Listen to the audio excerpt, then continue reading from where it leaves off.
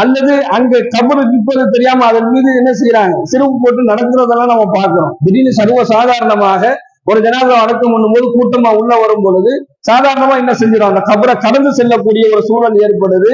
நபிகள் நாயகம் ஸல்லல்லாஹு அலைஹி வஸல்லம் அவர்கள் இந்த இடங்கள்ல கொஞ்சம் கண்ணியமாக இருந்துக்குங்க. ஒண்ணு. இரண்டாவது, கபருல பேசி சிரிப்பதை ஸல்லல்லாஹு அலைஹி வஸல்லம் தடை செய்யறாங்க.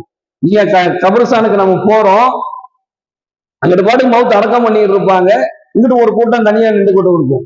எல்லாமே கபருஸ்தானுக்குள்ளேயே நடக்கும். ஒரு கூட்டம் அடக்கம் பண்ணிட்டு இருப்பாங்க, ஒரு கூட்டம் அங்கங்க தனித்தனியாக மக்கள் நிற்பார்கள். அந்த மக்கள் ஒரு 4 நபர்கள் 10 நபர்கள் ஒன்றாக நிற்கும்போது அங்க என்ன ஏற்படுது அப்படின்னு சொன்னா, அரட்டை அடிப்பது, உலக காரியங்களை சொல்லி அந்த இடங்களில் பேசி சிரிப்பதை கூட நபிகள் நாயகம் ஸல்லல்லாஹு அலைஹி வஸல்லம் அவர்கள் தடை செய்திருக்கிறார்கள் என்பதாக ஹஜ்ரத் அபூ ஹுரைரா ரலியல்லாஹு அன்ஹு அவர்கள் அறிவிக்கின்றார்கள். எனவே ஒரு கபருக்கு நாம் கொடுக்கக்கூடிய கண்ணியம் என்ன?